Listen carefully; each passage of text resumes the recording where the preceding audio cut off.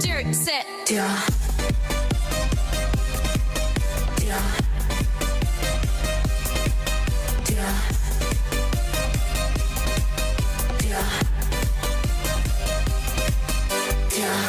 So come up with me, I'll take you high.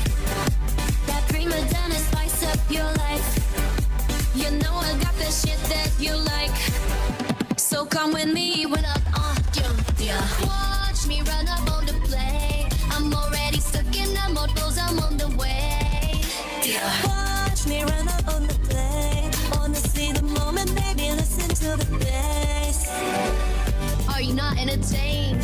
I ain't gotta explain. I'm with all of my sisters, yeah, we going insane. You know we on a mission, oh yeah, no breaks. You're breaking out of this system, taking out of this cage, yeah. Bet you're getting out, rock that daddy now. 착각하지만 누가 누군지 think you're running that. Guess we're going down, I walk it, yeah, I talk it. 하나, 둘, 셋,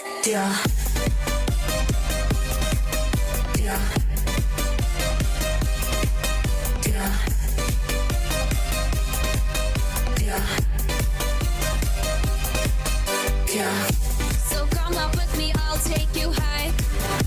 That prima donna spice up your life. You know I got the shit that you like. So come with me when I'm on you. Watch me run up on the play. I'm already stuck in the motos, I'm on the way. Watch me run up on the play. Wanna see the moment, baby, listen to the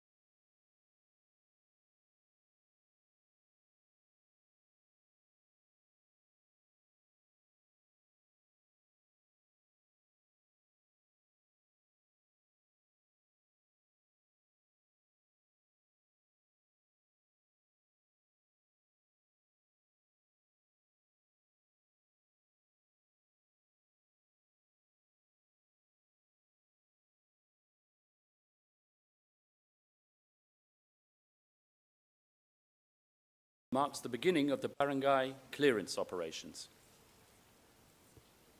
Now, from this point forward, a familiar pattern emerges in the prosecution's narrative. The same modus operandi, to employ Mr. Jeremy's language, routine buy-bust operations are recast as sham exercises designed to conceal extrajudicial killings allegedly ordered from some unspecified source from above. Mr. Jeremy claims a target was identified through the use of lists. Well, there's nothing wrong with that. As one witness, an intelligence officer, explains in his testimony, the use of lists is a normal standard procedure. Once validation was conducted on a person, X, a file on that person would be created as a result of intelligence operations. Then, so claim Mr. Jeremy and Ms. Croft, the target is murdered and reports are falsified and rewards are paid out. This, Ms. Croft suggested at transcript 5, page 23, lines 11 to 13, is the systemicity of the pre-planned attack. But this is not the case. The defense can point to contemporaneous official records generated across different units or organizations that show clearly that in the majority of these incidents,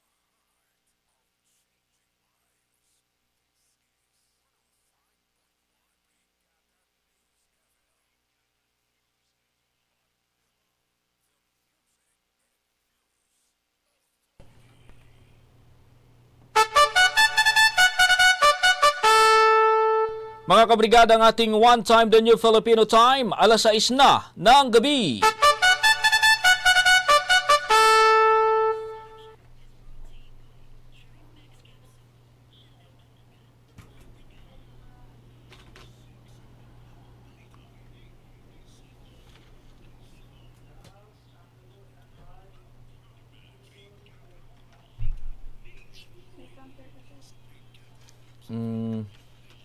Hindi na ako mag-prompter.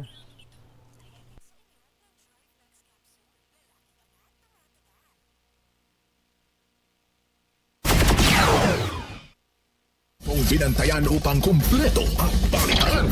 Drive Max. Brigada Balita Nationwide.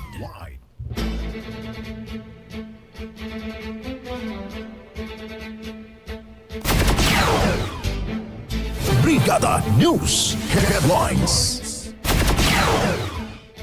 Sa Drive Max Brigada Balita Nationwide ngayong gabi, final day ng ICC Confirmation of Charges hearing laban kay dating Pangulong Duterte nagpapatuloy.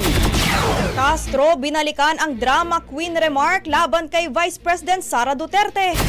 Tanong ng bise na paano kung nag-mayor na lang siya, sinang-ayunan ng Palace Press Officer. Patong-patong naman na reklamo planong i-file ni boxing icon Manny Pacquiao laban sa vlogger na si Norman Mangusin. Ang Pilipinas, Japan at US pinagtibay ang kooperasyon sa 15th MMCA. At liderato ng Kamara, nagbigay ng commitment naman na pasado na ang National Minimum Wage Bill pagsapit ng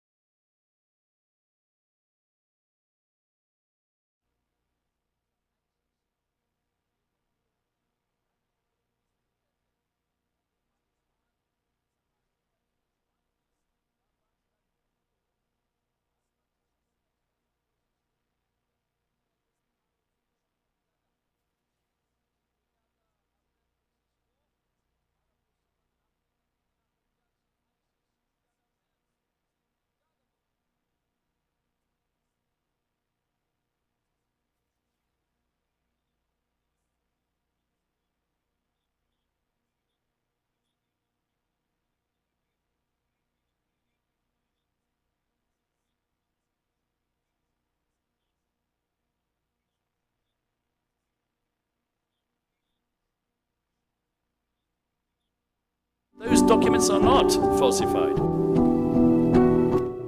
Now, we do not deny that in some instances the record may reveal unlawful conduct by individual officers.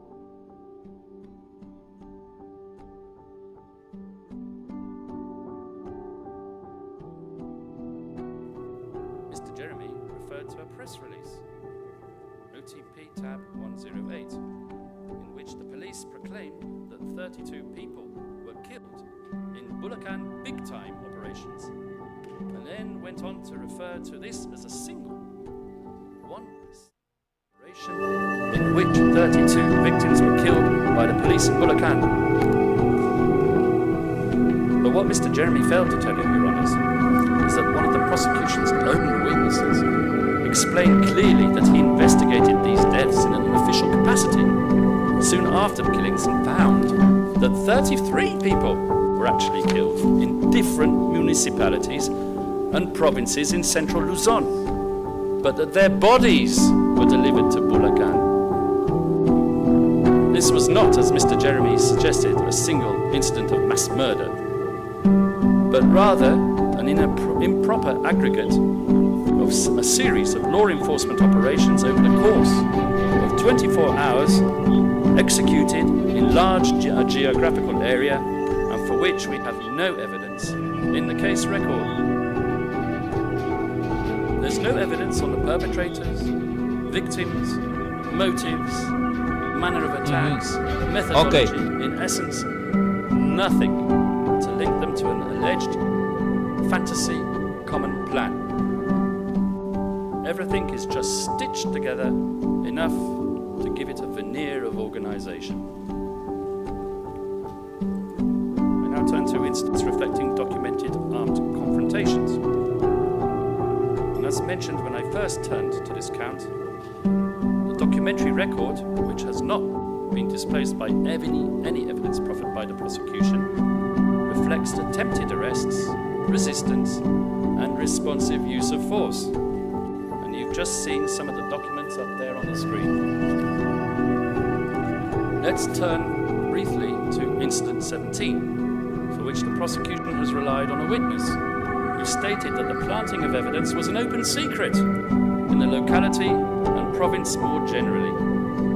However, another witness, working in the same locality, P1208, states otherwise, that he was never involved in illegal operations resulting in deaths, was not aware of extrajudicial killings disguised as lawful operations, and confirms that there were no standing orders to kill. The operational objective, he explains, was arrest. Lethal force only when the circumstances required it.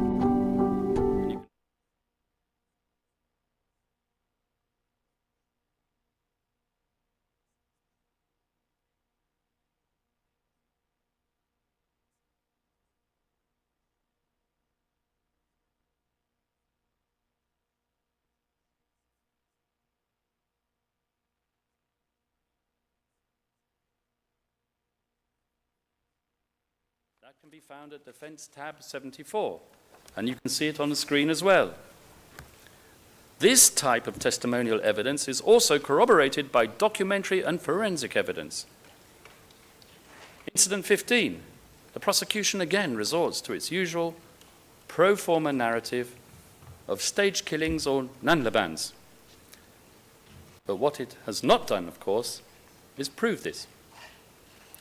Whereas I urge Your Honours to look at the screen, where you can see detailed documentary evidence about how this incident came about, and I summarise: a spontaneous exchange of fire after the suspect discharged a firearm, ballistics testing of the officer's weapon, affidavits by the police officers involved, and formal review and investigation of the officer who fired his weapon.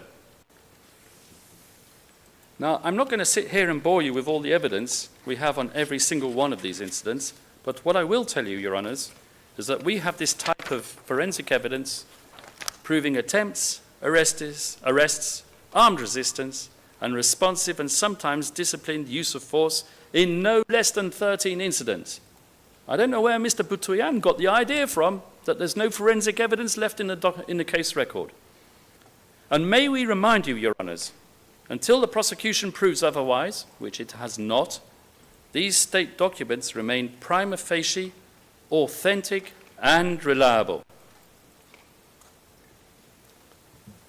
For incidents substantiated by a single witness narrative, and unconfirmed by alleged co-participants, I refer Your Honours to no less than 9 incidents.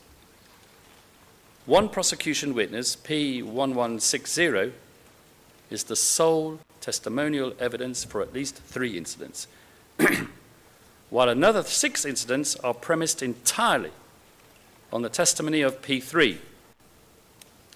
Now, what's interesting about these incidents is that P3 alleged that he was only one of a group of 3 or 4 perpetrators, and these other perpetrators are actually also prosecution witnesses. Yet none of the other witnesses corroborated his version of events. Not one. A couple of incidents alleged by the prosecution appear on its own evidence to be unrelated to drug enforcement, and thus questionably part of the fantasy common plan or organizational policy. For this, I would refer you to incidents 31 and 41, which involved targeting of 2 individuals, again, because of non-drugs related conduct. I'm not sure whether I can mention the type of conduct without revealing the identity, so I shall refrain from doing so.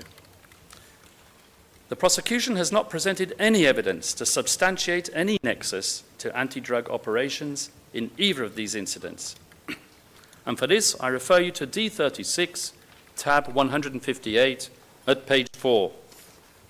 On the perpetrator's own account, the trigger for the killing was a personal grievance relating to property damage. There are numerous incidents against unidentified or improperly identified victims. The victim in incident 45 is described as a minor, just as in incident 38, another incident on which Mr. Jeremy focused on Tuesday. And, by the way, on the subject of the killing of children, of course it ticks the right boxes for the prosecution insofar as it pulls the heartstrings. But apart from Kian de los Santos, the prosecution has not, despite its emphasis on children, presented to this chamber during these proceedings any evidence that even one victim, apart from Kian, in its 49 incidents was a minor. No birth certificates, no corroborative evidence, nothing. While incidents presented as involving minors are indeed grave, Article 61 requires proof, not emotion. It is for the prosecution to prove that the children were involved in these incidents, and not for the defense, once again, to prove a negative. Now, this evidentiary deficit extends even further. The Bulacan Provincial Office provided a certificate indicating that it had no record corresponding to the names of the victims, whose names have been redacted on the slide, which we will show you.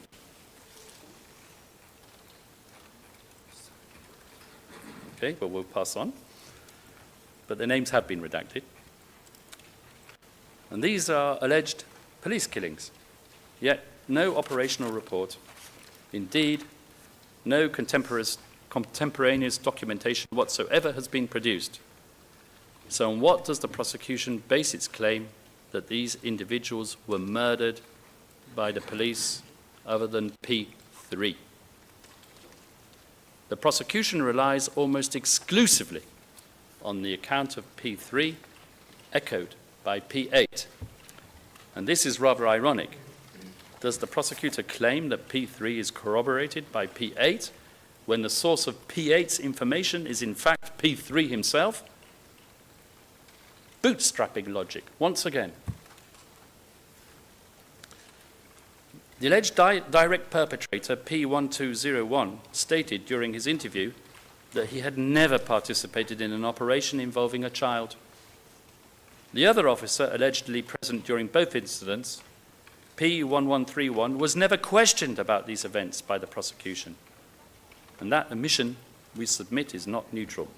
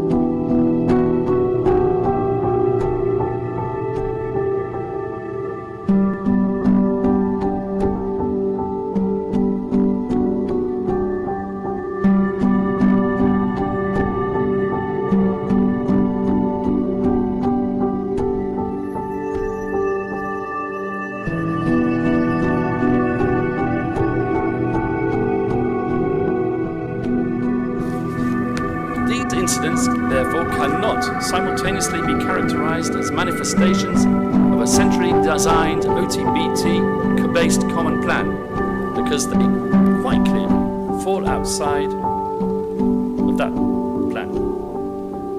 And it does not reflect what the prosecution on Tuesday described as the systematic features of a national network operation.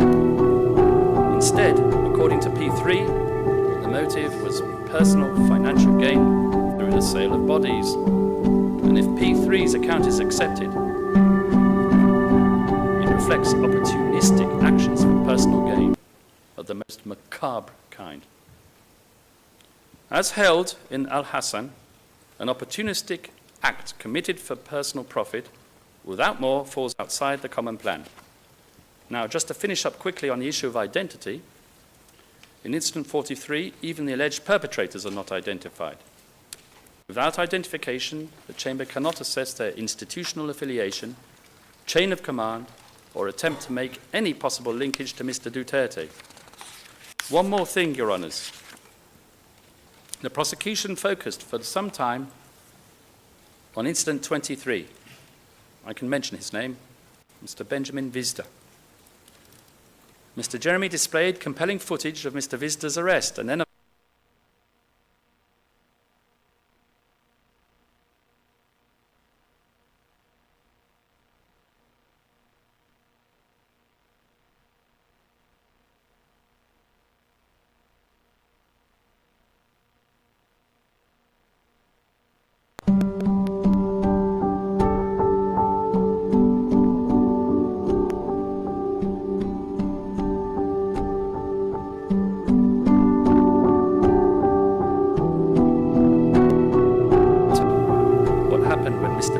taken away on the motorcycle.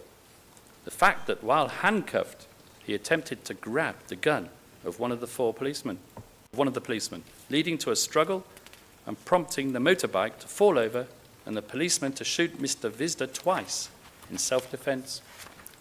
And that this PNP report appears to be corroborated by another prosecution witness, whose testimony fully aligns with the substance of the police document. Mr. Jeremy claimed that the PNP reports were false, relying solely on the allegation of one witness that the scene was staged. This witness claimed that the handcuffs were removed from the victim, that the body was loaded on the tricycle a few minutes after being shot and then brought to the hospital. However, his account is contradicted by the very picture the prosecution has shown you on Tuesday.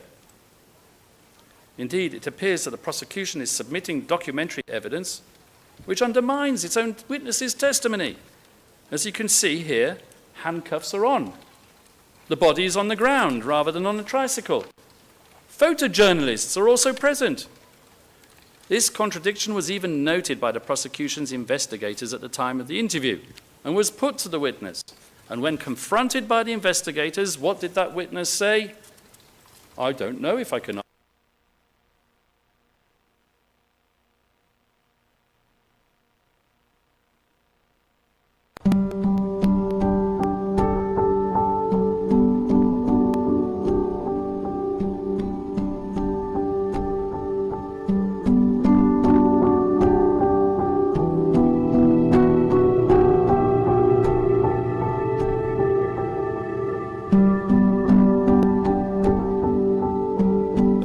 Must still establish vertical linkage to Mr. Duterte.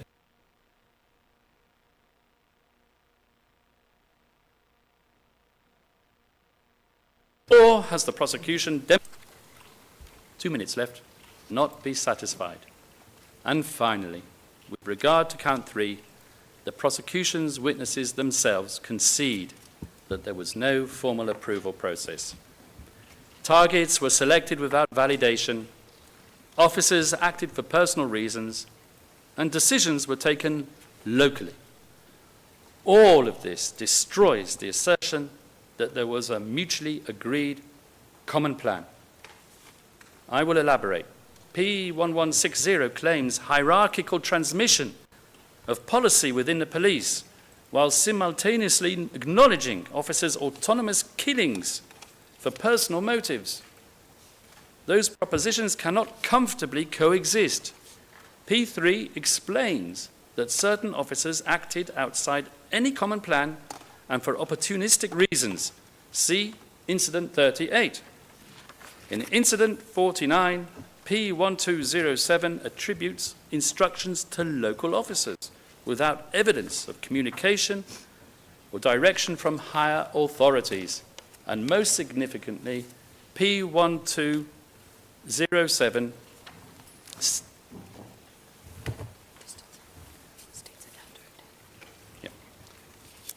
P1207 states after a certain death, once again abiding by the redactions, Tokhang operations and killings ceased. This indicates, Madam President, Your Honours, that dependence on specific individuals, not an enduring organisational policy.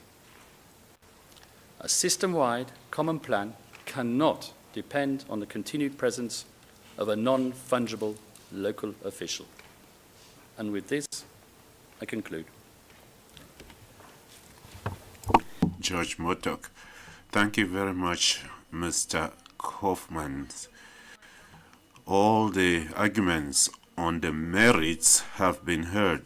We will now break for 40 minutes up to 10:30.